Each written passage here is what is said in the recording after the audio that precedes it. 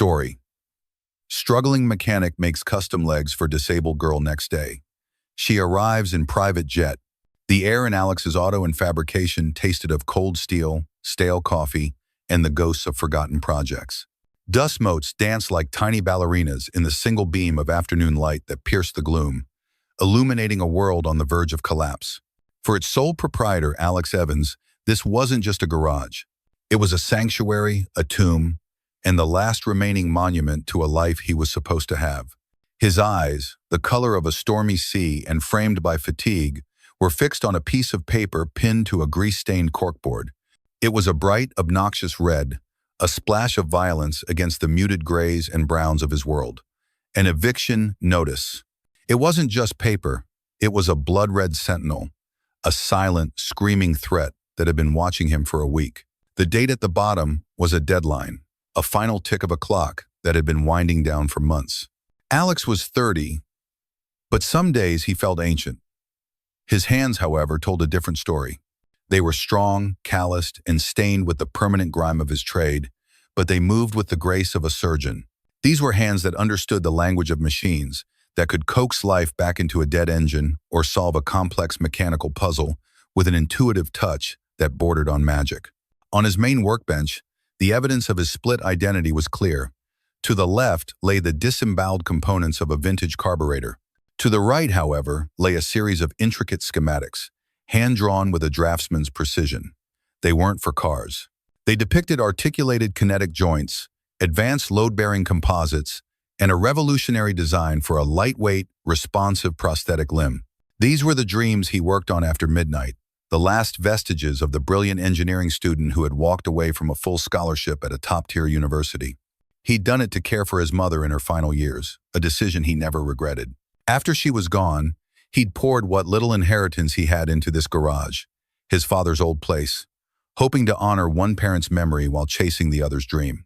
But passion, he had learned, didn't pay the bills, and kindness was a currency with a terrible exchange rate. The free oil changes for Mrs. Gable down the street, the time he spent fixing the local food bank's delivery van for the cost of parts alone, each act of charity, was a nail in his business's coffin. The sharp, arrogant growl of a high-performance engine shattered the quiet. A gleaming, obsidian-black Porsche 911 pulled up outside, its pristine finish a mockery of Alex's dusty kingdom. Mr. Sterling stepped out, a man whose expensive suit seemed to repel the garage's grime by force of will. "Is it done, Evans?" he asked, not as a question but as a demand. His eyes swept over the garage in a single, dismissive glance. "It is," Alex said, wiping his hands on a rag. He gestured to the engine bay of another car he'd just finished working on. "The custom manifold you wanted is installed. Reboard it myself. She'll breathe better now." Mr. Sterling peered at the engine, his expression impassive. He was a man who appreciated results, not effort. "The bill," he said, tapping his finger on his platinum watch. Alex passed him the invoice. Sterling's eyes narrowed instantly. "This is outrageous," he scoffed. "For a job this simple, I could have had the dealership do it for less." "The dealership would have replaced the whole assembly with a stock part," Alex explained, his voice calm despite the familiar burn of indignation in his chest. "You wanted a custom fabrication to boost performance. That required machining new parts from scratch. The labor, Sterling interrupted, his voice dripping with condescension, is being performed in a back alley shed by a garage mechanic. You're not exactly running a high-tech facility here, Evans. This price is an insult." Every word was a small, sharp jab. Just a mechanic. Little garage. It was the anthem of Alex's failure, the world reminding him of his place. He had poured 30 hours of meticulous expert work into that manifold, crafting a piece of mechanical art that no dealership technician could even dream of replicating. And it was being dismissed as simple labor. "The price is the price," Alex said, his jaw tight. Sterling stared at him for a long moment, a power play Alex had seen 100 times. Finally, with an exaggerated sigh, he pulled a thick money clip from his pocket and peeled off several bills, throwing them onto the workbench. They scattered near Alex's prosthetic sketches. "Keep the change," Sterling sneered. "Maybe you can use it to buy a new sign." He got back into his Porsche, revved the engine in a final display of dominance, and sped away, leaving behind the smell of burnt rubber and humiliation. Alex stood motionless, staring at the cash. It was enough to cover the electricity bill and maybe a week's worth of cheap groceries.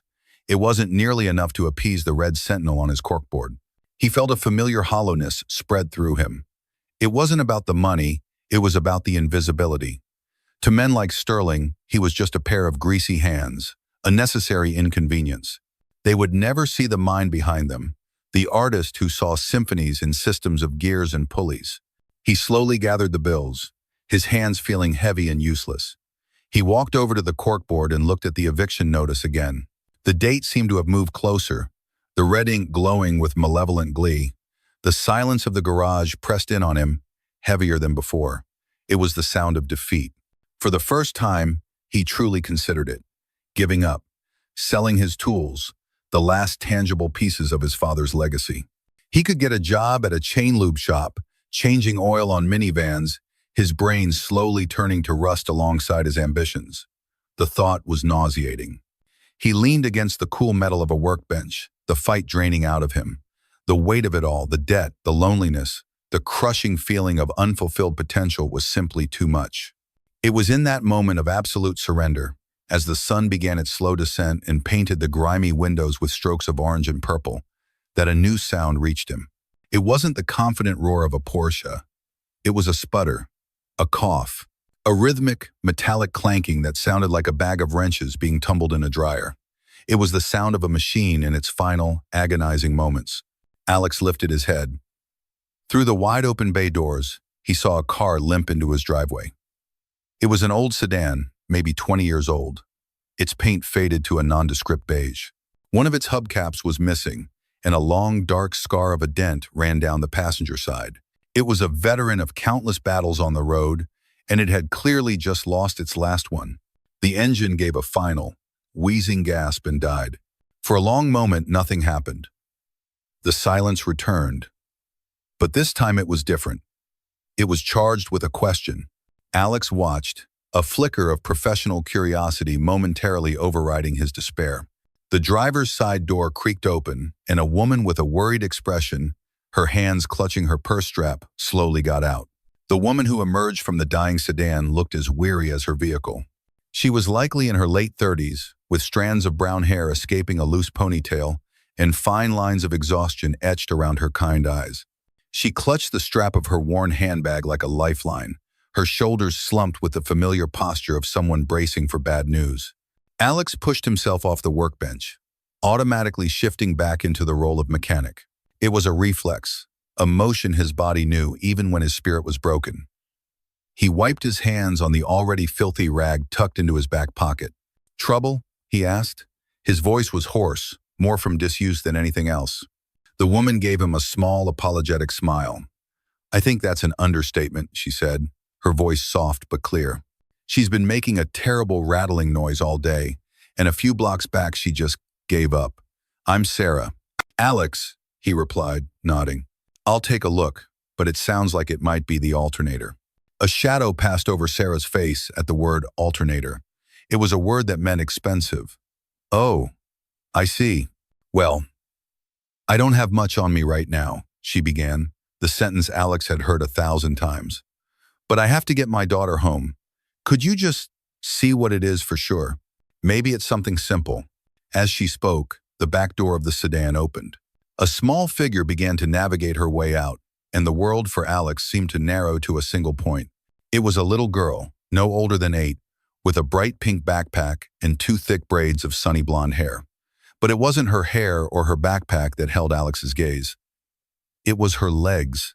From the knee down, she was supported by a pair of functional but crude prosthetic limbs.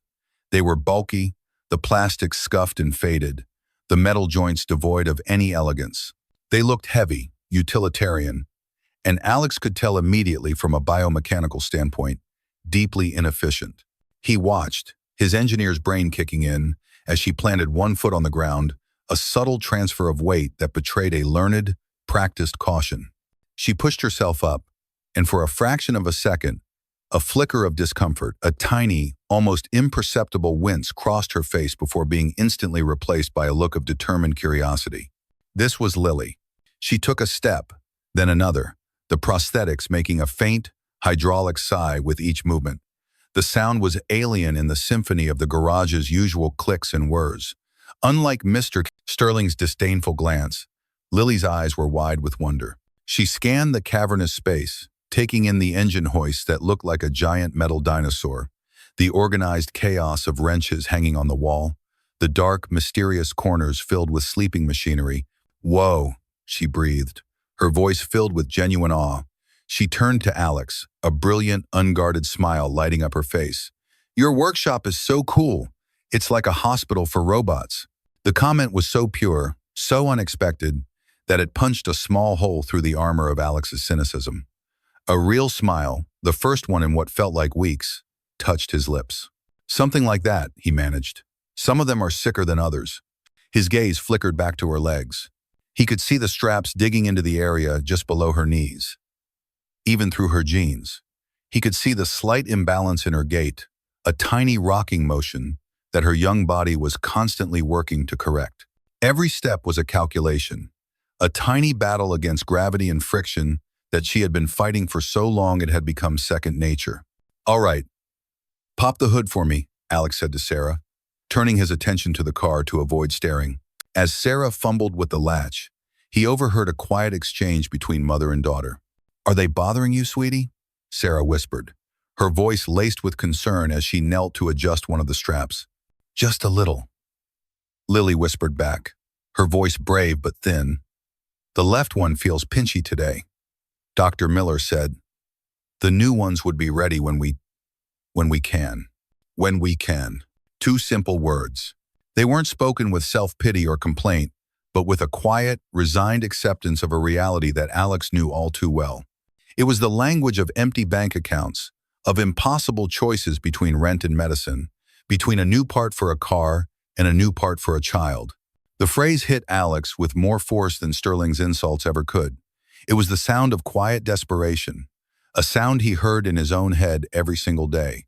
He delved into the engine bay, his trained eyes and hands moving with an efficiency that belied his inner turmoil. He checked the belts. They were worn but intact. He traced the wiring, his fingers feeling for a break, a short, a loose connection. The problem wasn't the alternator, which was a relief for Sarah's wallet, but a puzzle for him. He followed the main power cable from the battery, and then he saw a small, crucial grounding wire had been rattled loose from its terminal on the engine block. It was dangling, occasionally making contact, causing the sputter and the final shutdown. It was a 5-minute fix, a simple tightening of a bolt. He reconnected the wire, secured it firmly, and then, for good measure, cleaned the corrosion off the battery terminals with a wire brush. He gestured for Sarah to start the car. She turned the key, and the engine roared to life with a smooth, steady hum. The rattling was gone.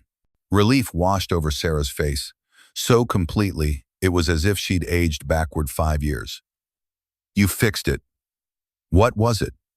How much do I owe you?" Alex straightened up, wiping his hands on his rag. He looked from Sarah's anxious face to Lily, who was now cautiously tracing the outline of a spare tire with her finger, completely absorbed. He thought of the wad of cash from Mr. Sterling, a payment for a masterpiece of engineering that had earned him nothing but scorn. He thought of the red eviction notice and the echoing silence of his future. And then he made a decision that made no financial sense whatsoever. It was an impulse born not of logic, but of a sudden, overwhelming feeling of connection to this small, struggling family. "It was just a loose wire," he said, his voice steady. "Vibrations probably shook it free. It took 2 minutes, no charge." Sarah stared at him, her mouth slightly agape. No charge? Are you sure?" "I'm sure," Alex said, and for the first time that day, the words felt true. "Just pay it forward sometime." Tears welled in Sarah's eyes. Thank you," she stammered, looking genuinely moved. "You have no idea what that means right now. Thank you so much." She guided a beaming Lily back towards the car. "Come on, sweetie, let's go. Say thank you to the nice man." "Thank you, Mr. Robot Doctor," Lily chirped, giving him another one of her radiant smiles. They were about to get in the car and drive out of his life forever. Alex would be left alone in his failing garage, a few dollars poorer in spirit for not taking payment, but it would be over.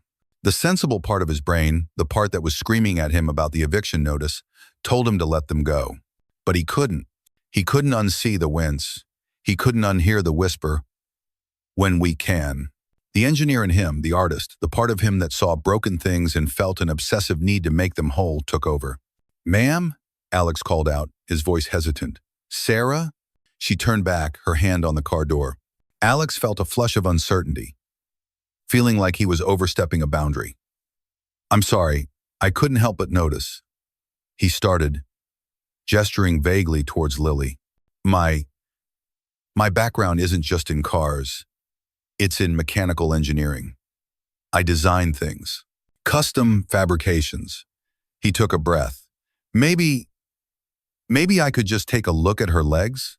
See if I can make an adjustment to make them more comfortable for her. No charge for that either, of course. I just think I might be able to help." The offer hung in the air between them, audacious and completely unexpected. Sarah's expression shifted from gratitude to utter astonishment. She looked from Alex's earnest, grease-smudged face to her daughter, who was looking back at him with wide, curious eyes. Most people tried not to look at Lily's legs. They would glance and then quickly look away, as if they were afraid of catching a glimpse of something they shouldn't see. But Alex wasn't looking away. He was looking at them like a puzzle he wanted to solve. For a moment, Sarah's maternal suspicion surfaced. Why would a stranger offer this? What did he want? But then she looked into his eyes and saw no ulterior motive. She saw only a deep, genuine, and almost painful sincerity. She saw a man who didn't see a disability. He saw a flawed machine and a little girl who deserved better. The dam of her composure, already weakened by his earlier kindness, finally broke. A single tear traced a path through the light dust on her cheek. She nodded, unable to speak. She just nodded, her chin trembling.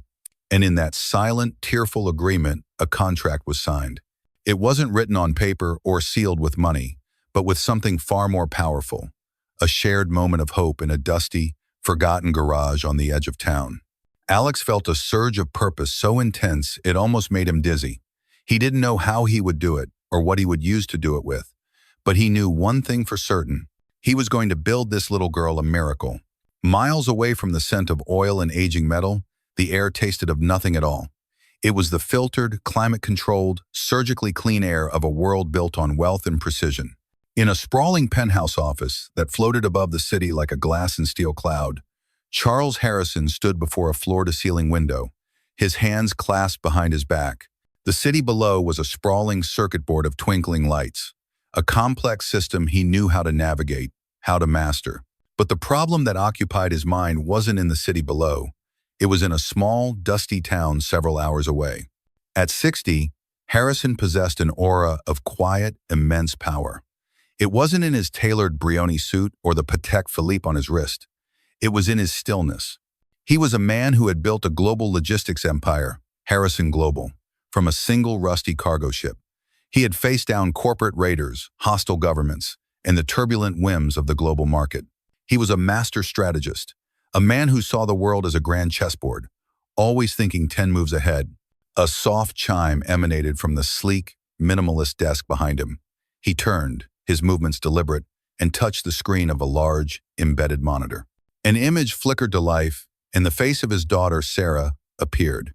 Here, in the privacy of this secure call, the weary facade she wore in public was gone. Her hair was down, her expression clearer, though still tinged with a deep, abiding sadness that Harrison knew all too well. "He offered to help, Dad," Sarah said, her voice a mixture of disbelief and wonder. Just like that, a total stranger. Harrison's expression remained neutral, but his eyes, a sharp, intelligent gray, sharpened with interest. "Tell me everything, Sarah." From the beginning. As she recounted the story, the sputtering car, the mechanic's quiet competence, his refusal of payment, and the final, astonishing offer, Harrison listened without interruption. He processed the information not just as a father, but as a CEO, a tactician, a man looking for a very specific variable in a very complex equation. "His name is Alex Evans," Sarah finished. "He runs the garage himself. It's barely staying afloat from the looks of it. But Lily, she called him The robot doctor. She trusts him. Trust is a commodity more valuable than lithium, and far rarer, Harrison murmured, more to himself than to her. He walked back to the window, his gaze distant. And what is your assessment? He's either the kindest man I've ever met, or he's a fool. Maybe both, Sarah said. He looked at Lily's prosthetics not with pity, but with frustration, like they were a badly designed piece of equipment that offended his professional sensibilities. A faint smile touched Harrison's lips. Good. Pity is useless. Frustration is the birthplace of innovation. The context for this strange test, this elaborate ruse of sending his daughter and granddaughter to live a life of manufactured poverty, was rooted in a tragedy that had shattered their world. He swiped a finger on the monitor, and a file opened. It was a collection of news clippings. Tragic pile-up claims heir to shipping fortune. Harrison granddaughter critically injured. The curse of the Harrison wealth? The car accident, caused by a reckless drunk driver, had stolen Sarah's husband, a brilliant young architect named Michael, and had taken both of Lily's legs below the knee. But the public aftermath had been a second, more insidious kind of violence. The media frenzy, the paparazzi hiding in bushes outside the hospital, the endless articles speculating on their grief, it had been unbearable. They had become characters in a public drama, their pain a product to be consumed. That was when Harrison had devised his plan. He had created new identities for them, Sarah and Lily Miller, and relocated them to the quiet, unassuming town of Northwood. He provided them with a simple, rented house and a modest monthly stipend, delivered through a blind trust. It was enough to live on, but not enough to be comfortable. It was an existence designed to be unremarkable, to let Lily heal away from the distorted lens of wealth and fame. But Harrison had a dual motive. The experience had ignited a new, ferocious purpose within him. He had spent his life accumulating wealth. Now, he intended to spend the rest of it making a real difference. He envisioned a foundation, the Harrison Foundation for Pediatric Innovation, that would design, manufacture, and provide state-of-the-art prosthetics to children around the world, regardless of their family's ability to pay. He had the capital. He had the global logistics network. He had the political connections.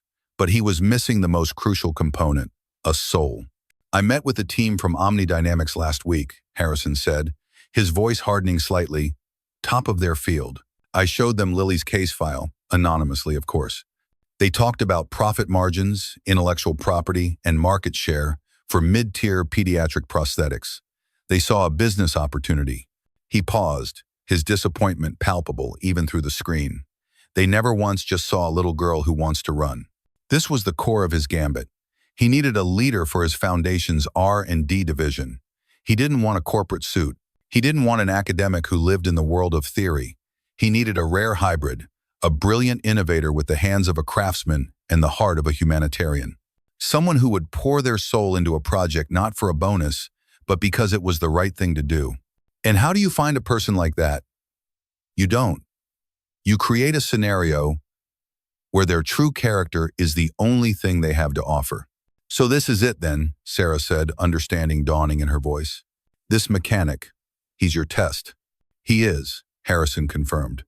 I've had my security team do a preliminary background check. Alex Evans, top of his class at Stanford Engineering before he dropped out. The reason? To care for his terminally ill mother, poured his inheritance into his father's old garage. Has a reputation in town for being too generous for his own good. His business is on the brink of foreclosure. He is, by all accounts, a man of profound talent and terrible business sense. Harrison turned back to face the monitor. He is, in other words, a perfect candidate. And what if he fails? Sarah asked, a note of worry in her voice. What if this is all a trick? Then my security team, which is watching from a discreet distance, will intervene, and you and Lily will be on a plane home within the hour. And I will provide you with a check from Mr. Fares, Evans, for his time that will more than solve his financial troubles. He will not be harmed by this experiment, but I don't think he will fail. He looked at his daughter, his expression softening. I know this is difficult, Sarah. I know you're tired of living a lie, but I need you to see this through. Let him do what he offered. Reveal nothing. Offer him nothing. Let's see what a man does when faced with a child's need and his own ruin. Let's see what he's truly made of. Sarah was silent for a moment, then she nodded. All right, Dad. For Lily. For Lily, Harrison repeated. And for all the other Lilies out there, the call ended. The screen went dark, plunging the office back into a quiet dimness, illuminated only by the city lights. Harrison stood for a long time, his silhouette framed against the vast expanse of his empire. He had built this world of power and influence, a fortress of wealth to protect his family. But he had learned in the most brutal way possible that all the money in the world couldn't shield them from a random act of violence, from the simple, cruel mechanics of a car crash. Now he was placing his faith in the future of his legacy in the hands of another kind of mechanic. A struggling stranger in a dusty garage, a man who had no idea that his every action was being observed, that his character was being weighed on the most sensitive of scales. He picked up a framed photograph from his desk. It was of a laughing Lily, taken before the accident, sitting on her father Michael's shoulders. Harrison felt a familiar pang of grief, a cold emptiness that no amount of success could ever fill. He was doing this for them. He would build a better world, one limb at a time. And it would all begin with a simple, profound test. Show me something real, Alex Evans, he whispered to the sleeping city. Show me it still exists. The following morning, the sun rose on a different Alex Evans. The cloud of despair had been burned away by the bright, sharp light of purpose. The eviction notice on his corkboard was still there, a blood-red reminder of his reality, but it had lost its power. It was just a piece of paper. The real, vital challenge was standing right in front of him. Sarah and Lily arrived as promised, their expressions a mix of hope and nervous anticipation. Alex had cleared his main workbench, wiping it clean of oil and grime, laying out a fresh sheet of brown paper. It was a blank canvas. Okay, Dr. Robot, Lily said, her voice bright as she hopped onto a sturdy stool Alex had set out for her. What's the plan? The plan, Alex said, smiling, is for you to tell me a story. For the next 2 hours, Alex didn't just measure. He listened. He gently removed Lily's old prosthetics, his touch respectful and clinical, and began a process of discovery. He didn't just ask where it hurt. He asked how it hurt. Was it a sharp pain or a dull ache? A rubbing friction or a deep pressure? He listened as Lily, with the startling clarity of a child, described the sensation of angry bees near the straps and how her right leg always felt a little sleepy. But he went further. Forget about these for a second, he said, gesturing to the old limbs. Tell me what you want to do. If you had magic legs, what would be the first thing you'd do? Lily's eyes lit up. I'd run in the grass, barefoot. Barefoot. Without shoes. And I'd go on the swings and pump my legs really high. So high I could almost touch the sky. And I'd wear my sparkly party dress. The one Mom got me. But the straps on these legs are ugly and they snag the fabric. Alex sketched furiously on the paper, his charcoal pencil flying. He wasn't just drawing lines and angles. He was translating a child's dreams into engineering specifications. Barefoot in the grass meant designing a flexible, shock-absorbent foot with articulated toes that could adapt to uneven terrain. Pumping on the swings meant creating a knee joint with a fluid, powerful range of motion, not the stiff, locking hinge she had now. Wearing a sparkly dress meant the entire apparatus had to be sleek, low profile, and aesthetically beautiful, not just functional. He took precise measurements of her residual limbs, noting muscle attachments and pressure points with a focused intensity that made Sarah watch in silent awe. When they left, with a promise to return in 2 days, Alex stood over the workbench, staring at the constellation of notes, measurements, and dream-fueled doodles. He knew what was required. The cheap aluminum and standard-issue components he could salvage wouldn't be enough.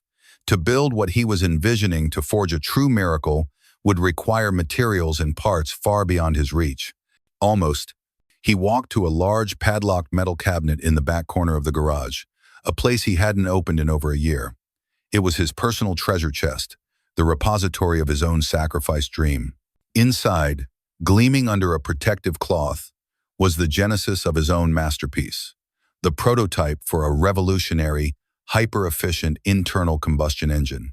And to build it, he had sourced the best materials money could buy back when he still had some. He pulled out a sheet of aerospace-grade carbon fiber, impossibly light, stronger than steel. He had been saving it for the engine's housing. Now, it would become the core structure of a little girl's new legs. He unbolted a small sealed case. Inside, nestled in foam, were a dozen high-precision, German-made micro-bearings. He'd spent a fortune on them. They were designed for near-frictionless rotation at 10,000 revolutions per minute. Now, they would become the heart of a silent, fluid ankle and knee joint. He was sacrificing his own future for hers. The thought barely registered. The engine project felt like a relic from another life. This felt real. This mattered. But even with these components, he was missing crucial elements. He needed a specific polymer for the socket lining, one that was both soft and durable. He needed state-of-the-art microprocessors if he was going to attempt the ambitious motion-sensing ankle he had sketched out. He walked over to a small, dented tin box on a shelf labeled Rainy Day. He pried it open. Inside was the cash from Mr. Sterling. The money that was meant to be a pathetic bandage on his mortal financial wounds. It was all he had left in the world. Without a second thought, he grabbed the bills, pulled on his jacket, and headed for a specialty robotic supply store across town. That night, the garage transformed. The quiet, dusty space became a crucible of creation. The usual sounds of clanking wrenches were replaced by the high-pitched hum of a Dremel tool, the sharp crackle of a welding torch, and the soft hiss of the 3D printer he had built himself years ago, which was now meticulously fabricating the custom-designed socket. The montage of work was a blur of focused intensity. He started with the core. He shaped the carbon fiber, cutting and layering it with resin, baking it in a makeshift oven he'd jury-rigged from an old pizza oven and a heat lamp. The result was a pair of shin and thigh sections that were as light as balsa wood but could withstand incredible force. He moved to the joints. This was where his true genius shone. He abandoned the simple hinge design of Lily's old legs. For the knee, he engineered a polycentric joint using the German micro-bearings. It didn't just bend, it rotated in a complex multi-axis motion that mimicked the subtle, elegant biomechanics of a real human knee, allowing for a more natural gait and a powerful, stable transfer of energy. For the ankle, he went even further. He embedded tiny piezoelectric sensors into the foot assembly sensors that would detect minute shifts in pressure and angle. These were wired to the microprocessors he'd bought, which would then actuate a series of small tension cables, allowing the ankle to subtly adjust its angle in milliseconds, providing stability whether Lily was walking on flat pavement or a grassy hill. It was an idea he'd sketched out years ago in a university notebook, a theoretical concept the world wasn't ready for.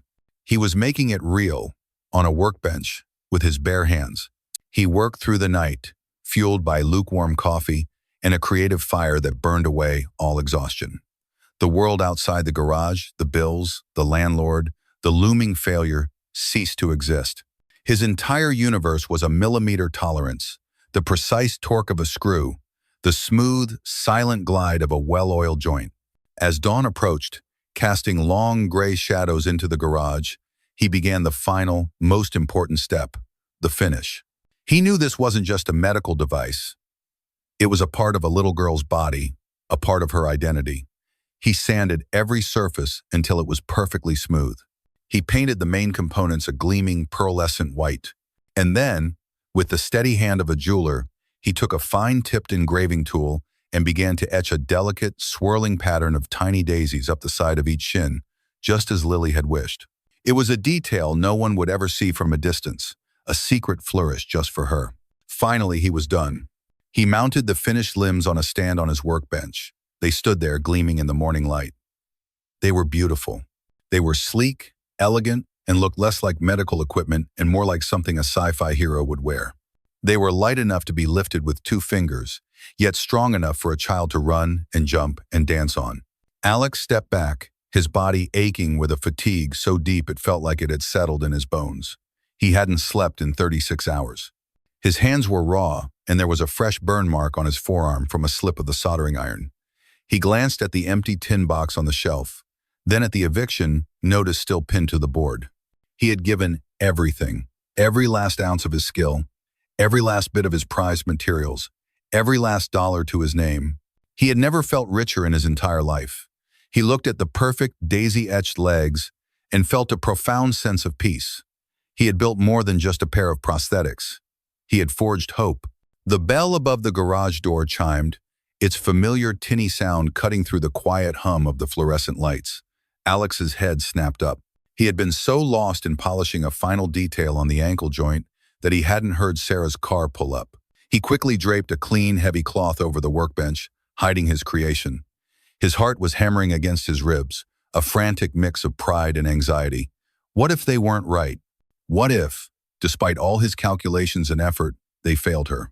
Sarah and Lily stepped inside, bringing a gust of cool morning air with them. Lily's eyes were wide, sparkling with an almost unbearable level of excitement. She was vibrating with energy, a stark contrast to her mother, who looked on with a gaze so full of fragile hope it was almost painful to see. "Are they ready, Mr. Alex?" Lily asked, her voice barely a whisper, as if a loud noise might shatter the possibility. Alex felt a lump form in his throat. He could only nod. He walked over to the workbench, his hands feeling strangely clumsy. "I think so," he said, his voice softer than he intended. "I really hope you like them." He took a corner of the cloth, held his breath for a beat, and then pulled it away. The reveal was met with a profound, awestruck silence. The legs stood on the bench like a piece of modern sculpture, bathed in the cool light of the workshop. The pearlescent white finish seemed to glow, catching the light and shimmering with faint, iridescent colors. The sleek, organic lines flowed seamlessly from the custom-molded sockets down to the articulated feet. And winding up the shins, a delicate, silver tracery of etched daisies glinted, a secret promise he had kept. Lily gasped, her hands flying to her mouth. Her eyes, wide as saucers, traced every curve, every joint, every flower. They're from the future," she whispered, her voice filled with a reverence Alex had never expected. "They're not robot legs. They're magic legs." Sarah simply stood there, speechless, one hand resting over her heart as tears welled in her eyes. She had expected something functional, maybe a little more comfortable. She had not expected a masterpiece. She had not expected beauty. "Let's see if they fit," Alex said gently, breaking the spell. The next few minutes were a tense, meticulous process. Alex knelt before Lily, his movements patient and deliberate. He carefully removed her old, clunky prosthetics one last time, setting them aside. They looked like ancient relics next to their gleaming replacements. He showed Lily the new socket design, lined with the soft, pliable gel polymer he had bought. "This part should feel different," he explained softly. "It's designed to mold to you, so there shouldn't be any more of those angry bees." He guided her left leg into the first socket. It slid into place with a soft, satisfying sigh. He secured the new, streamlined straps, which fastened with silent magnetic clips instead of noisy, abrasive Velcro. He did the same with the right. The fit was perfect. His measurements, his 3D models, his obsessive attention to detail it had all paid off. "Okay," he said, his hands resting lightly on her knees to steady her. "Ready to stand up?" Lily nodded, her face a mask of concentration. She placed her hands on Alex's shoulders for support, took a deep breath, and pushed herself up. She rose to her full height, and for the first time, she stood perfectly straight. There was no subconscious wobble, no instinctual shift to favor one side. The advanced ankle joints, even in their passive state, were already working, distributing her weight evenly, holding her in a state of perfect, effortless balance. She let go of Alex's shoulders. She didn't sway. She stood, solid and secure, a look of pure astonishment dawning on her face. "They're so light," she murmured, looking down. "I feel taller." "Now for the real test," Alex said, his own voice tight with emotion. "Try taking a step." Lily lifted her right foot. The movement was hesitant, the conditioned response of a child used to her own limitations. But the leg swung forward with a liquid smoothness she had never experienced. It felt like an extension of her own thought. She placed the foot down, and the articulated sole conformed instantly to the concrete floor, the internal sensors absorbing the impact. She took another step with her left. Then another. Faster this time. And another. A slow smile, one of pure, unadulterated joy, spread across her face. It was the smile of a prisoner tasting freedom for the first time. She looked up at her mom, then at Alex, her eyes shining like newly minted coins. And then she ran. It wasn't a cautious shuffle or a clumsy jog. It was a run. Her small legs pistoned, the polycentric knee joints bending and straightening with a fluid grace that was breathtaking to behold. She did a lap around the cluttered garage, weaving past a stack of tires, her braids flying out behind her. The sound of her new feet on the concrete was a soft, rhythmic padding, a stark contrast to the clanking thud of her old limbs. But the most beautiful sound was her laughter. It was a peal of pure, unrestrained bliss that echoed off the metal walls, filling every dusty corner of the garage with life and light. It was the sound of a bird taking flight after being caged for too long. "Mom, look!" she shouted, her voice giddy with delight as she rounded a toolbox. "Look at me! I'm running! I'm really, really running!" Sarah was no longer holding back her tears. They flowed freely down her cheeks, but they were not tears of sorrow. They were tears of profound, overwhelming gratitude and joy. She watched her daughter, her miracle child, moving with a freedom she had only ever seen in old photographs and her own dreams. Lily finally skidded to a stop in front of Alex, her chest heaving, her face flushed and beaming. Without a word, she threw her arms around his legs and hugged him with all her might. Alex stumbled back a step, caught off guard, and gently placed a hand on her head. He could feel the tremors of her happy exhaustion through his worn jeans. Sarah crossed the garage and wrapped her arms around Alex's shoulders, pulling him into an embrace that included her daughter. The three of them stood there for a long moment, a small, unlikely family forged in a crucible of kindness and innovation. "I don't have the words," Sarah whispered into his shoulder, her voice thick with emotion. "There are no words in any language to thank you for this, Alex. You didn't just give her legs. You gave her back a piece of her childhood." Alex didn't know what to say. He was a man of steel and gears, not words and emotions. He just stood there, patting Lily's back, his own eyes burning. He looked over Sarah's shoulder at the eviction notice on the wall. The red paper seemed dull and insignificant now, a meaningless artifact from a world that no longer mattered. The sound of Lily's laughter was the only currency he needed. Watching her run, seeing the unbridled joy on her face, it was a payment more valuable than all the money in Charles Harrison's hidden empire. It was the feeling of having created something perfect, something that made the world a better place, if only for one small, radiant girl. After they finally left, with promises to come back and show him how high she could swing, Alex was alone again. The garage, which moments before had been filled with laughter and light, was suddenly vast and silent. The echo of Lily's joy still hung in the air, a beautiful fading ghost. He walked over to the workbench and picked up one of the old prosthetic legs. It felt heavy, lifeless, a crude piece of machinery. He compared it to the memory of his own creation, of the fluid, life-giving motion he had just witnessed. A deep, profound sense of satisfaction settled over him, warm and heavy in his chest. But as the adrenaline of the moment began to fade, the cold tendrils of reality began to creep back in. The silence grew louder. The red of the eviction notice seemed to regain its malevolent glow. He had poured everything into this, his time, his genius, his last dollar, and the result was a miracle. But miracles, he knew, didn't pay the rent. He had made a choice, and the consequences were now waiting for him, patiently, in the crushing silence of his empty, failing garage. The next morning, the silence was a physical presence. It was a heavy blanket that smothered the garage, absorbing the light and dulling the edges of the world. The echoes of Lily's laughter had vanished completely, leaving behind a vacuum that was filled only by the low hum of the aging refrigerator where Alex kept his milk and a few forgotten bottles of water.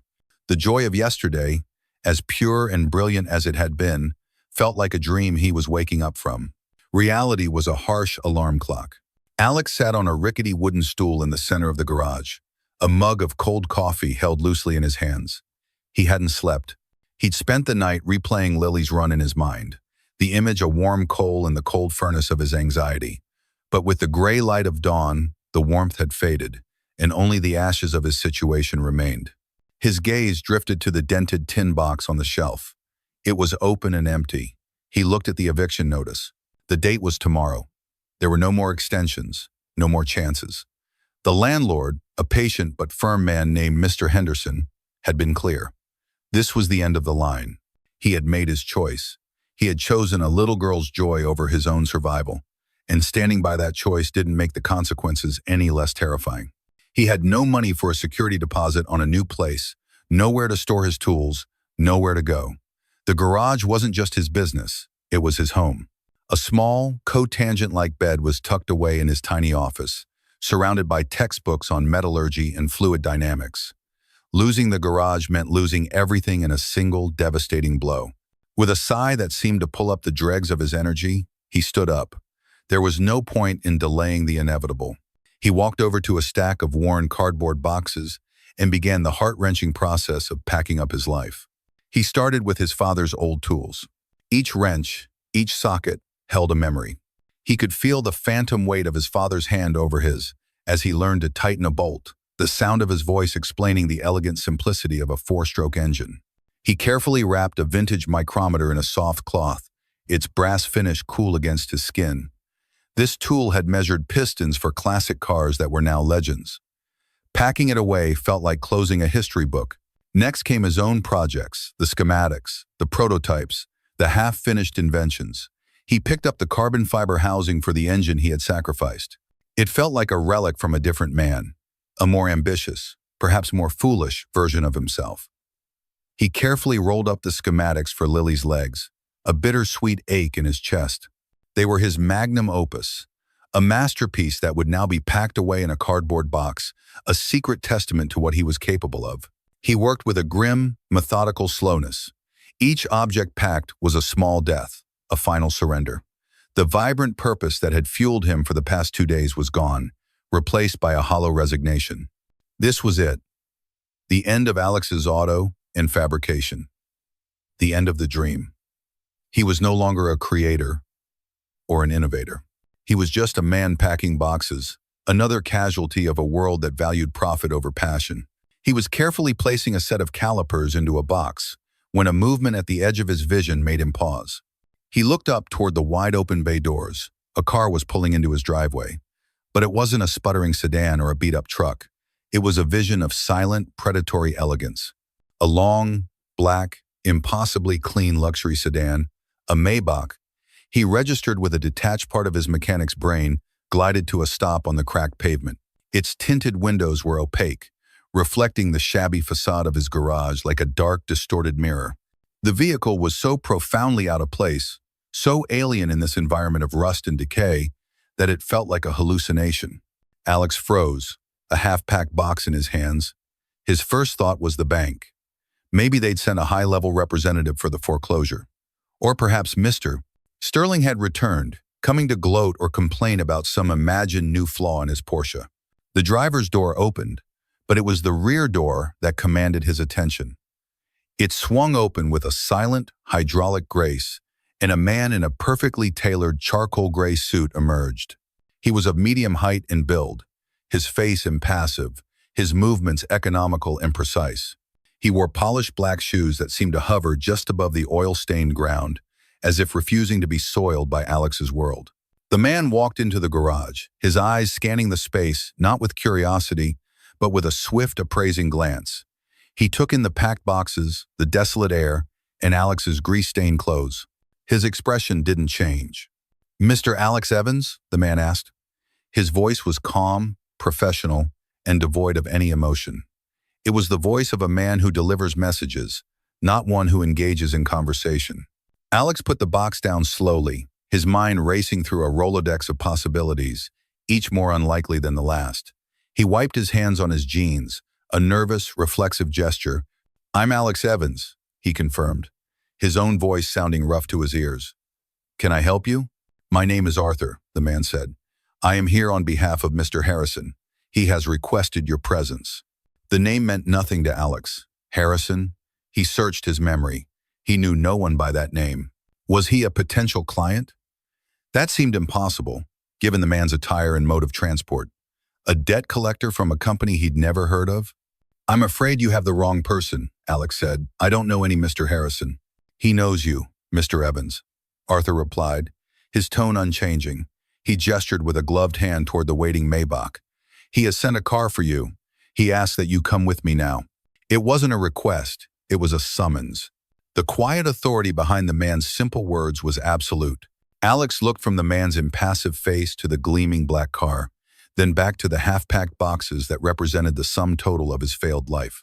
A strange sense of fatalism washed over him. What was the worst that could happen? He was already at rock bottom. He was being evicted, his business was gone, he had no money and no prospects. A mysterious ride in a luxury car was, if nothing else, a deviation from the bleak script of his day. His curiosity, a faculty he thought had been extinguished, flickered to life. "Where are we going?" Alex asked. "I am not at liberty to disclose the destination," Arthur said, "but I can assure you of your safety. Mr. Harrison simply wishes to speak with you." Alex looked down at his clothes, oil-stained jeans, a faded t-shirt, and worn-out work boots. He was hardly dressed for a meeting with someone who sent Maybachs as taxis. A part of him wanted to refuse, to demand answers, to hold on to the last shreds of his autonomy. But another, larger part of him, the part that was exhausted from fighting a losing battle, simply shrugged. He had nothing left to lose. Not his dignity, not his future, not his home. It was all already gone. "All right," Alex said, the words sounding strange in the charged silence. "Let me just wash my hands." He walked over to the utility sink in the corner, the suited man waiting patiently, his posture unwavering. As Alex scrubbed the grease from under his fingernails, he caught his own reflection in the cracked, grimy mirror above the basin. He saw a man with haunted eyes, a smudge of dirt on his cheek, and a bewildered expression. Who was Mr. Harrison, and what could he possibly want with a broke, failed mechanic? Wiping his hands on a relatively clean rag, he walked back to the man. "Okay, I'm ready." Arthur gave a slight, almost imperceptible nod. He turned and led the way out of the garage, holding the rear door of the Maybach open. Alex hesitated for a second at the threshold, taking one last look at his workshop, his sanctuary, his prison. Then, he ducked his head and slid into the back seat. The door closed with a soft, expensive thud, sealing him in. The sound was utterly final. The interior of the car was a world away from his garage. It smelled of rich leather and polished wood. The silence was absolute, a manufactured void that muted the outside world completely. As the car pulled away with impossible smoothness, Alex watched his garage, his entire life, recede in the window, growing smaller and smaller until it was just another shabby building on a forgotten street. He was moving, but he had no idea where he was going. He was leaving his old life behind, propelled toward an unknown future by a force he could not comprehend. The journey was a study in surreal dislocation. Sealed within the silent, leather-scented cocoon of the Maybach, Alex felt like an astronaut adrift in a foreign vessel. The familiar sounds of his world, the clatter of tools, the roar of an engine, the distant wail of a train were gone, replaced by a profound, almost unnerving quiet. Arthur drove with an unnerving smoothness, navigating the streets of Northwood with an efficiency that suggested he was following a pre-programmed route. Alex watched the familiar landmarks of his life slide past the tinted window like scenes from a movie he was no longer a part of. He saw the corner store where he bought his coffee, the park where he sometimes sat to clear his head, and the edge of town where the landscape opened up into rolling farmland. He tried to engage Arthur in conversation once, just to break the silence. "So, does Mr. Harrison live around here?" "We will be arriving shortly, Mr. Potty." "Evans," Arthur replied, his eyes never leaving the road.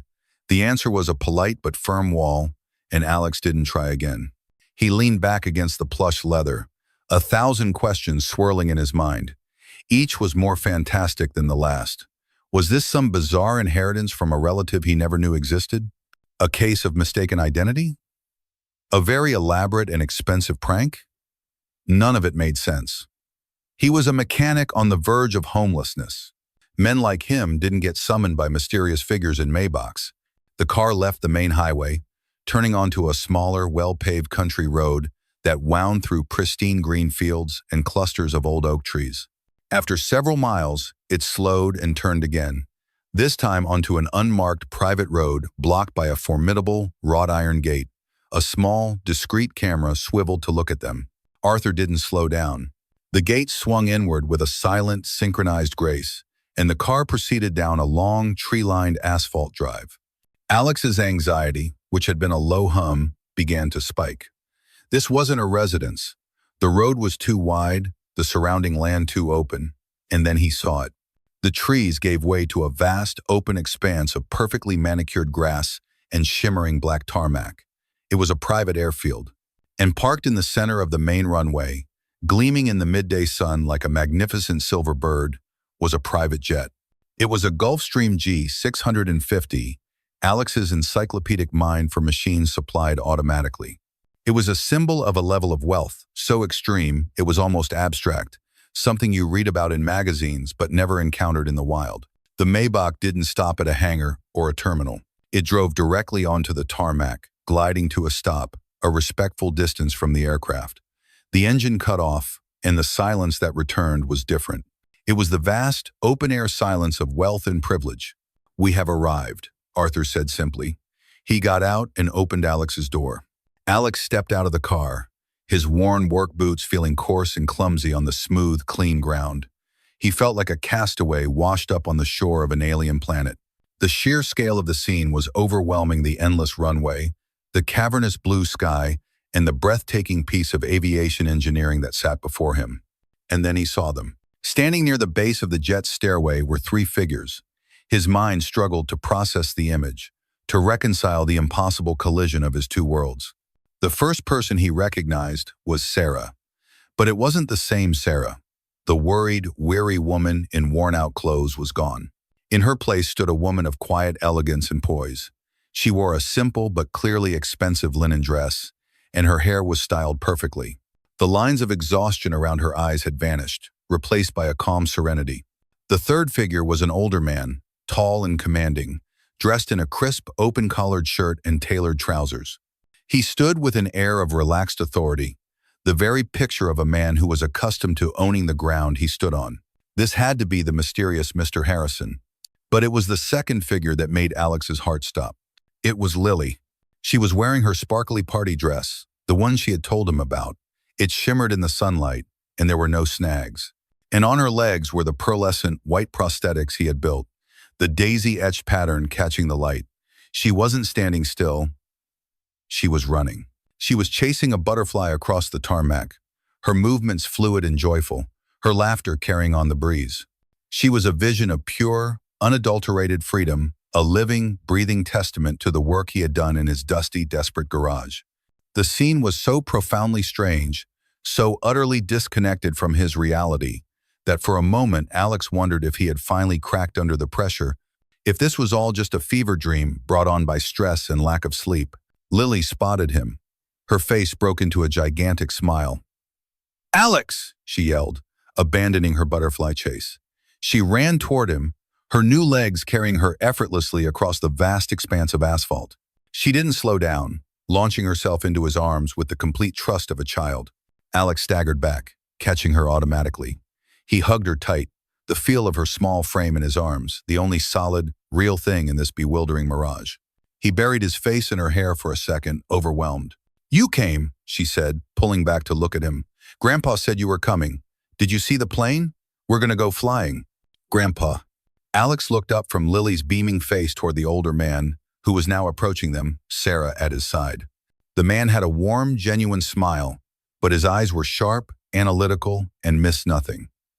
They were the eyes of a man who could assess a person's worth in a single glance. "Mr. Evans," the man said, his voice a deep, pleasant baritone. He extended a hand. "It is an honor to finally meet you in person. I'm Charles Harrison, Lily's grandfather." Alex numbly shook his hand. The grip was firm, confident. I don't understand," Alex stammered, his voice barely a whisper. He looked from Harrison to Sarah, then down at Lily, who was still clinging to his hand. Your car broke down. You said you didn't have much money." Sarah stepped forward, her expression one of gentle apology. "Everything I told you was true in its own way, Alex. We were living a simple life, but there were reasons, complications. My daughter and granddaughter have been living under my protection, Mr. Evans," Harrison explained, his tone patient, as if explaining a complex concept to a promising student. "I needed to give Lily a chance at a normal life, away from the noise that tends to follow my family. I wanted her to be judged by the content of her character, not the size of her grandfather's bank account." He paused, his gaze intensifying, holding Alex's. "I was also looking for something something I have found to be exceedingly rare in this world. Alex could only stare, his mind reeling, trying to assemble the pieces of this impossible puzzle. The struggling mother, the beat-up car, the desperate plea for help, it had all been a test. A meticulously staged play, and he had been the unwitting star. A wave of conflicting emotions washed over him, confusion, a flicker of anger at the deception, but mostly a profound and overwhelming sense of shock. I have spent a lifetime building an empire of things, Harrison continued, gesturing vaguely at the jet, the airfield, the world beyond. Ships, corporations, assets. Now, I want to build something that matters. A foundation, a legacy, something that will outlive me. I was looking for a very specific person to help me build it. He looked at Alex, and the analytical sharpness in his eyes softened into something that looked remarkably like admiration. I wasn't just looking for talent, Mr. Evans. Talent is common. I was looking for character. I needed to find a person who would pour their heart and soul into helping a child they believed had nothing, expecting nothing in return. A person who, when faced with their own ruin, would still choose kindness. His gaze dropped to the perfect, daisy-etched legs that Lily was now proudly showing off. My daughter called me 2 days ago and told me she had found that person. In a small, dusty garage, about to lose everything he had. The world tilted on its axis. The full weight of the situation, the sheer, unbelievable scale of it, finally crashed down on Alex. He wasn't just a mechanic who had done a good deed. He was the answer to a billionaire's quest. He looked at his own hands, still bearing the faint stains of oil and the small, fresh burn from the soldering iron. He had thought he was just fixing things, but he had inadvertently built a bridge between his world of scarcity and this world of unimaginable abundance. The interior of the Gulf Stream was less like an aircraft and more like the penthouse office Alex had been torn from, only this one moved at 600 miles per hour. The cabin was a hushed sanctuary of cream-colored leather, polished mahogany, and brushed chrome. Lily, having been promised a chance to see the cockpit, was led forward by a smiling flight attendant, leaving the 3 adults to settle into a spacious seating area around a gleaming wooden table. Alex sank into a leather armchair that felt like a cloud, his mind still struggling to catch up with the seismic shift in his reality. He felt dazed, as if he were watching a movie of his own life, unable to believe he was a participant. A moment ago, his most pressing concern had been which of his father's tools he could sell first. Now, he was sitting across from a billionaire who had orchestrated the entire, surreal encounter. Charles Harrison watched him, allowing him a moment to absorb the shock. He gestured to a silver carafe on the table. "Coffee, Mr. Evans? I have a feeling you could use one." Alex nodded mutely, and Sarah poured a cup of dark, fragrant coffee into a porcelain cup, her movements graceful and assured. It was a simple gesture, but it underscored the chasm between the woman she had pretended to be and the woman she was. "I imagine you have a great many questions," Harrison began, his tone gentle but direct, "and I owe you the truth, all of it." For the next half hour, Harrison laid out the full story. He spoke of the tragic accident that had taken his son-in-law and changed Lily's life forever. He didn't dwell on the grief, but on the frustrating aftermath, the endless battles with insurance companies and medical suppliers. He described the prosthetics available for children as a world of compromise, either astronomically expensive, cutting-edge devices reserved for the ultra-wealthy, or heavy, clumsy, and often painful standard-issue limbs that hindered a child's development as much as they helped. I saw my granddaughter, a bright, vibrant little girl, being forced to adapt to the limitations of her equipment rather than the equipment adapting to her, Harrison said, his voice laced with a cold anger. I have the resources to buy her the best of anything, but what about the other children? The ones whose parents aren't on the cover of business magazines? That disparity struck me as not just an injustice, but a failure of imagination, a solvable problem. This, he explained, was the genesis of the Harrison Foundation for Pediatric Innovation. His vision was a nonprofit entity that would operate with the ruthless efficiency of a Fortune 500 company, but with a purely humanitarian goal: to design, manufacture, and distribute the world's most advanced pediatric prosthetics at little to no cost to the families. I began my search for a person to lead the research and development, Harrison continued, leaning forward, his eyes locking with Alex's boats. I interviewed dozens of the top engineers and roboticists from MIT, Caltech, Stanford, your own alma mater, I believe. They were brilliant. They showed me algorithms and material stress tests and cost analysis spreadsheets. He paused, a flicker of disappointment in his eyes. But when I presented them with a hypothetical case, a little girl from a poor family in need, they talked about scalable models and cost-effective solutions. They saw it as a business problem to be managed. They were looking for the most efficient way to say no to certain features to keep costs down. You, Harrison said, his voice dropping slightly, were presented with the real thing, not a hypothetical. You saw a child in need, and you didn't see a cost-effective solution. You saw a little girl who wanted to wear a sparkly dress and run barefoot in the grass. You didn't just solve an engineering problem, Mr. Evans. You listened to a child's heart. He gestured out the small oval window of the jet. This, all of this, he said, encompassing the plane and the world of wealth it represented, can build almost anything. But it cannot manufacture character. It cannot buy integrity. That has to be found. And I found it in a dusty garage, in a man who was willing to give away his last dollar and sacrifice his own dreams for a stranger. The sincerity in Harrison's voice was absolute. It washed away the last of Alex's resentment about the deception. He understood now.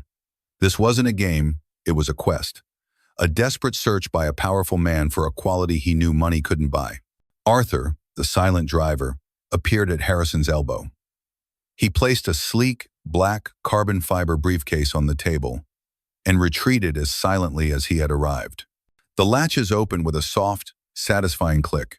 Harrison turned the briefcase around to face Alex. Inside, nestled on a bed of dark gray velvet, was a single cashier's check. Alex's eyes widened as he read the number. It was a figure so large it seemed to have too many zeros, an amount that would not only clear the eviction and all his debts, but would leave him with a sum that he could live on comfortably for the rest of his life. This, Harrison said, his voice quiet but firm, is to take care of the past. It's a consulting fee for the work you did for my granddaughter. It's back pay for every time you fixed a neighbor's car for free. It is a debt of gratitude, and it is non-negotiable. Consider your financial difficulties over.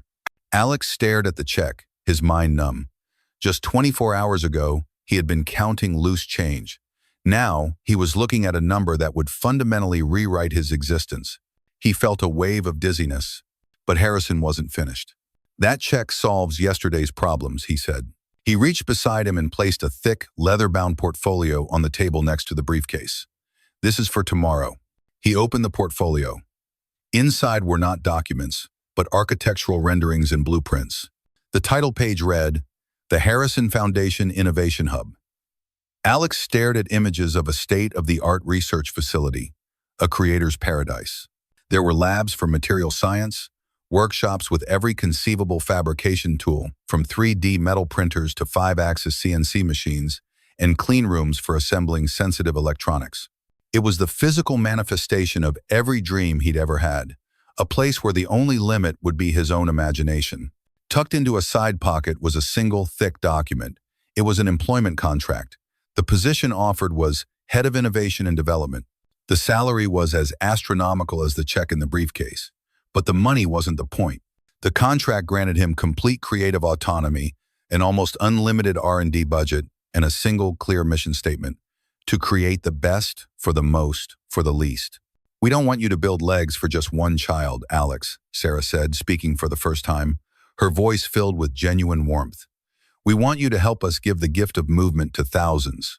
Alex looked from the contract to Sarah's earnest face, then to Harrison, who was watching him with an expectant, hopeful gaze. He thought of the long, lonely nights in the garage, sketching designs he never thought would see the light of day. He thought of the frustration of having a mind full of ideas but hands tied by a lack of resources. This wasn't just a job offer. It was a liberation. It was a key to a door he never even knew existed. He slowly reached out and touched the cover of the portfolio. The leather was smooth and cool under his fingertips. He looked at his own hands, the calluses, the stained fingernails, the small white scar of the burn on his forearm. These were the hands of a mechanic, but Harrison and Sarah saw them as something more. They saw them as the hands of a creator, an artist, a builder of miracles. The weight of the offer, of the trust being placed in him, was immense. But it wasn't a crushing weight, it was a solid grounding force. For the first time in years, he felt seen. Not as a garage mechanic, not as a charity case, but as Alex Evans, the engineer who could make a little girl run. Tears pricked at the corners of his eyes. The first tears he had allowed himself in a long, long time. They weren't tears of sorrow or desperation, but of profound, overwhelming gratitude. He looked at Charles Harrison. "Why are you so sure about this?" Alex asked, his voice thick with emotion. "Why me?" Harrison smiled, a deep, genuine smile that reached his eyes. "Because of the daisies," he said simply. Alex looked at him, confused. "My security team had a micro camera in the garage," Harrison admitted without apology. "I watched you work through the night. I saw the engineering, the brilliant problem solving. But at the very end, when you were exhausted and running on fumes, you took the time to hand-engrave tiny flowers onto the shins. It served no functional purpose. It added no structural integrity. It was, from a purely practical standpoint, a complete waste of time." He leaned closer. "But it was the most important part of the entire design, because it showed that you weren't just building a product. You were fulfilling a promise to a little girl who wanted to wear a pretty dress. That is a quality I can't teach, I can't buy, and I can't afford to be without. That, Mr. Evans, is why it has to be you." In that moment, everything clicked into place. An act of kindness, given freely from a place of scarcity, had become the ultimate job interview. A small, seemingly insignificant detail, born from empathy, had become the deciding factor in a multi-million-dollar decision. Alex slowly pushed the open briefcase back toward Harrison. He then pulled the portfolio with the contract closer to him. He looked Charles Harrison in the eye, a new confidence dawning within him. "The check is too much," Alex said, his voice finding its strength. "Take care of my debts, buy the garage from the landlord, and put the rest into the foundation's first project. But this," he said, tapping the portfolio, "this I will accept." The first act of Alex's new life was to close the final chapter of his old one. The Maybach didn't take him to a five-star hotel or a new luxury apartment. At his request, it took him back to Northwood.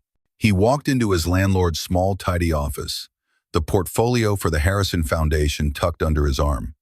"Mr. Henderson looked up, his expression prepared for a final, difficult conversation about the eviction. Instead of excuses, Alex placed a cashier's check on the desk, provided by Harrison's silent and efficient financial team. It covered not only the back rent, but also a generous offer to buy the garage and the land it stood on outright, at double the market value. The property, the check stipulated, was to be the first satellite workshop and fitting center for the foundation. Mr. Henderson stared at the check, then at Alex, his jaw slack with astonishment. I don't understand, son," he stammered. "What is all this?" "I got a new job," Alex said with a small smile, "and my new boss believes in investing in communities." He shook the landlord's hand, a man who had shown him more patience than he deserved, and walked out, leaving the stunned man staring at a check that had just secured his retirement. That evening, Alex spent one last night in the garage. It was no longer a place of failure, but a symbol of his journey's beginning. He didn't pack. Instead, he walked through the familiar space, his hand trailing over the cool metal of the lathe, the solid frame of the engine hoist. This place hadn't been a tomb, it had been a crucible. It had stripped him down to his essential self and, in doing so, had revealed a strength he never knew he possessed. He sat on the edge of his cot, the silence no longer oppressive, but peaceful, contemplative. He was saying goodbye not to a building, but to the man he used to be. The next morning, when Arthur arrived in the Maybach, Alex walked away without looking back, carrying only a small duffel bag and a head full of ideas. His destination was a sleek, glass and brushed steel building nestled in a tech campus on the outskirts of the city. A simple, elegant sign near the entrance read, "Harrison Innovation Hub." If his old garage was a testament to grit and making do, this was a cathedral dedicated to what if. The main workshop was a vast, sun-drenched space with soaring ceilings. Gleaming machines stood like silent, powerful monoliths. A row of Stratuses, 3D printers capable of working with experimental polymers and metals, a Haas 5-axis CNC mill that could carve a block of titanium with micron-level precision, and a materials science lab with spectrometers and electron microscopes. It was a creator's fantasy land, a place where any idea, no matter how ambitious, could be brought to life. It was more than he had ever dreamed of, and it was terrifying. Charles Harrison met him at the door. "Welcome to your new workshop, Alex," he said with a proud smile. "Your team is waiting for you in the main conference room." His team. The word sent a jolt of anxiety through him. He followed Harrison into a glass-walled conference room where a group of 6 people stood up as they entered. Harrison introduced them one by one. There was Dr. Eris Thorne, a robotics expert from MIT with a PhD in mechatronics. There was Dr. Lena Petrova, a leading materials scientist from Germany who had literally written the book on carbon fiber composites. The rest of the team was similarly credentialed elite engineers and designers scouted from the top tech companies and research institutions in the world. They were all polite, shaking his hand firmly, but Alex could see the questions in their eyes. They looked at his simple clothes, his calloused hands, and his lack of a doctoral title before his name. He could almost hear their thoughts. This is him? This is the man Harrison chose to lead us? The garage mechanic? The feeling of being an imposter was immediate and overwhelming. He was a self-taught fabricator who had just been handed the reins of a team of certified geniuses. In his garage, he was a king. Here, he felt like a fraud. The first week was a quiet, awkward dance. The team was professional, but there was a distance. They would present him with complex data simulations and finite element analysis reports, using jargon that was designed to subtly exclude him. They treated him with the polite deference one affords a rich man's eccentric hobby, not with the collaborative respect due to a leader. Alex, for his part, was quiet. He listened more than he spoke, trying to absorb the sheer volume of information, feeling a step behind in every conversation. He knew machines, but he didn't know the corporate language of project management and workflow optimization. The first major test came during a design review for the Foundation's initial project, a prosthetic hand for young children. Dr. Thorne, the robotics lead, was presenting. He had a 3D model projected on the main screen, a marvel of miniature robotics. "As you can see," Thorne explained, pointing with a laser pen, "we're struggling with the actuation of the opposable thumb. The motor assembly required to provide adequate grip strength is too bulky and heavy for the target age group of 6 to 8 years old. We've run dozens of simulations, and every viable option exceeds our weight and size parameters." Dr. Petrova chimed in. "And any lighter materials with the necessary tensile strength are prohibitively expensive for a mass-produced model." The team nodded in agreement. They were stuck. They had hit a wall of elegant, theoretical impossibility. They had all the data proving it couldn't be done the way they were trying to do it. Alex had been listening silently from the back of the room. He hadn't said a word, just watched the presentation, his brow furrowed in concentration. He wasn't looking at the complex simulations on the screen. He was looking at his own hand, flexing his fingers, watching the way his own thumb moved. He finally spoke, his voice quiet but clear, cutting through the high-level technical debate. "You're trying to solve the problem with power. What if we solve it with leverage?" The team turned to look at him. Dr. Thorne raised a skeptical eyebrow. "I'm not sure I follow, Alex. The physics are quite clear. You're using a single, powerful motor to drive the thumb directly," Alex said, walking up to the whiteboard. He picked up a marker. "It's inefficient. You're fighting a battle of pure force." He quickly sketched a rough but clear diagram. "But what if we use a much smaller, lighter motor, not to create the force, but to simply engage a locking mechanism?" He continued sketching, his hand moving with a confident speed that surprised them. "Look at nature, an eagle's talon. The grip strength doesn't come from a constant flexing of muscle. The muscle contracts to lock the talons in place. The strength comes from the mechanical structure of the tendons and bones. The energy is only expended to grip and release." He drew a simple, elegant system of interlocking gears and a nonlinear tension band based on the principles of biological mechanics. "We can use a small motor to pull this band into a locked position. The grip itself will be maintained by the passive tension in the system. It would require a fraction of the power and could be built from lightweight, inexpensive materials." A silence fell over the room. The team stared at the whiteboard. It was a simple, practical, almost rustic solution. It was the kind of idea that didn't come from a computer simulation, but from a deep, intuitive understanding of how things work. It was elegant in its simplicity. Dr. Thorne stared at the drawing for a long moment, his expert mind processing the mechanical genius of the concept. He walked to the board, tracing the lines with his finger, a slow look of dawning comprehension, followed by genuine admiration, spread across his face. "My God," he whispered, that would work." He turned to Alex, his skepticism completely gone, replaced by a look of pure, unadulterated respect. "That's brilliant. Why didn't we think of that?" "Because you were trying to build a better robot," Alex said simply. "I was just trying to build a better hand." That was the turning point. The ice was broken. From that moment on, the dynamic in the room shifted. They no longer saw him as the garage mechanic. They saw him as a different kind of genius, a practical, hands-on innovator who could see the simple, elegant solution hidden inside a complex problem.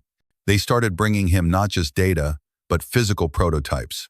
They would gather around his workbench, a space he had set up in the corner of the main lab that looked suspiciously like his old one, and watch as he tinkered, modified, and improved their designs with his own two hands.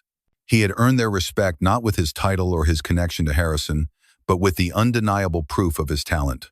He was teaching them that the most powerful innovations often came not from a computer, but from a deep empathy for the person they were trying to help. Alex was no longer an imposter. He was a leader. He had found his new workshop, and now he was finally ready to build. 6 months felt like a lifetime. The Harrison Innovation Hub, once a sterile environment of quiet individual work, now hummed with a vibrant, collaborative energy. Whiteboards were covered in a chaotic tapestry of equations, sketches, and inspirational quotes. The soft whir of 3D printers was a constant background symphony. At the center of it all was Alex. He was a different man, yet fundamentally the same. He still wore simple jeans and a t-shirt to work, often with a faint smudge of grease on his cheek, but he now wore them with an air of quiet confidence. He moved through the labs with a sense of belonging, his team no longer following him with skepticism, but orbiting him with collaborative energy. He had transformed the hub from a think tank into a do tank, a place where brilliant theory was immediately translated into practical, tangible reality. Today was a momentous day. The culmination of half a year of relentless work was being unveiled to the world. The first official product of the Harrison Foundation was ready for launch. It was a revolutionary pediatric prosthetic leg, a direct descendant of the one Alex had built in his garage. They had named it the Lily MKI. It was a marvel of empathetic engineering. The core design still featured Alex's signature polycentric knee and sensor-actuated ankle, but his team of geniuses had refined it. Dr. Petrova had developed a new patented polymer for the socket that was breathable, antimicrobial, and could be heat-molded for a perfect fit in minutes. Dr. Thorne and his robotics team had miniaturized the electronics and developed an intuitive app that allowed parents and physical therapists to fine-tune the leg's responsiveness as a child grew stronger and more confident. Most importantly, through Harrison's logistical wizardry and Alex's focus on elegant, simple mechanics over expensive, complex motors, they had achieved the impossible. The Lily MKI could be manufactured for less than a tenth of the cost of its nearest competitor without sacrificing a single ounce of performance. The impact was already being felt. A pilot program had been running for the past 2 months, and the results were pouring in. A large screen in the hub's lobby cycled through a montage of videos that brought tears to the eyes of the entire team. There was a young boy named Mateo in a rural village in Colombia, his face alight with wonder as he kicked a soccer ball for the first time, his lily leg providing the stability he needed. There was a girl in Chicago, Aisha, who had been too self-conscious to join her friends at recess. Now she was at the front of the line for the slide, her prosthetic adorned with a custom-painted supernova design she had chosen herself. There was a video from a physical therapist in Mumbai, her voice choked with emotion as she described how a young patient's gait had improved more in 2 weeks with the Lily than it had in 2 years with his old, heavy device. The ripple effect of a single act of kindness in a dusty garage was now touching lives on a global scale. The official launch was being held in the hub's main atrium, which was packed with journalists, medical professionals, and philanthropic partners. Charles Harrison stood at the podium, the picture of a proud patriarch. He spoke of the foundation's mission, but he quickly turned the spotlight away from himself. For years, I believed that the greatest problems could be solved with capital and influence, he said, his voice resonating through the hall. I was wrong. The most profound problems are solved with empathy, ingenuity, and character. The soul of this foundation is not me. It is the man who taught me that. The man who leads our incredible team, Mr. Alex Evans. A wave of applause filled the room as Alex walked to the podium. He looked uncomfortable in the spotlight, instinctively wiping his hands on his jeans before realizing he was wearing dress pants. He looked out at the sea of faces, took a deep breath, and spoke from the heart.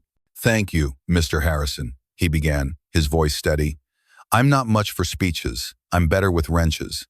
But I've learned something important these past few months. The most complex engineering challenge isn't about building a better machine.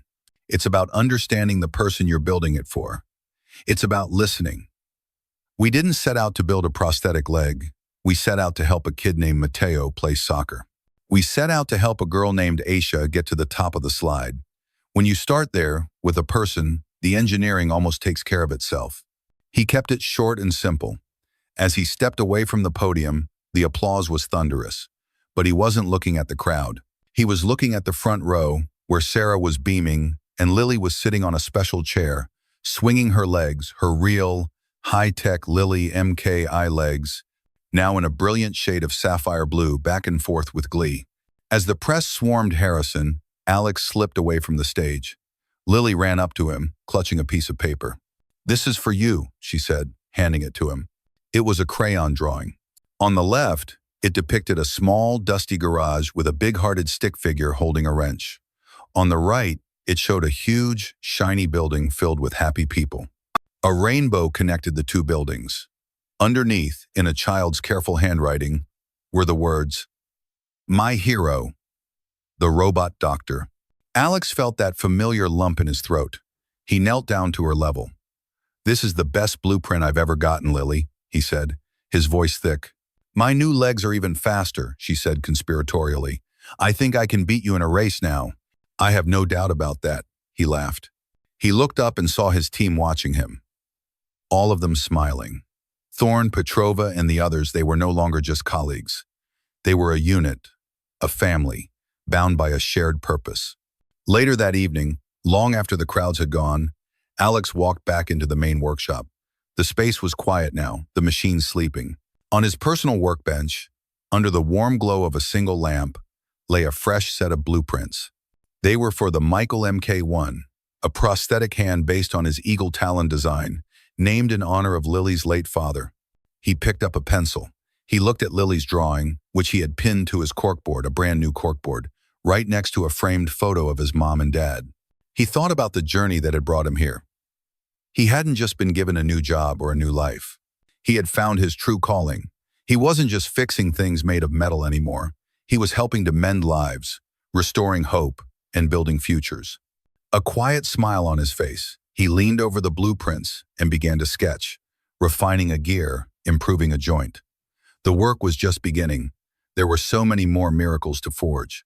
Alex Evans learned that the true price of kindness is an investment that pays dividends beyond measure. He thought he was giving away his last dollar, but in reality, he was making the most valuable transaction of his life. His story reminds us that you don't need a billion-dollar foundation to change a life. Sometimes, all it takes is a single act of selfless generosity, a willingness to help someone just because.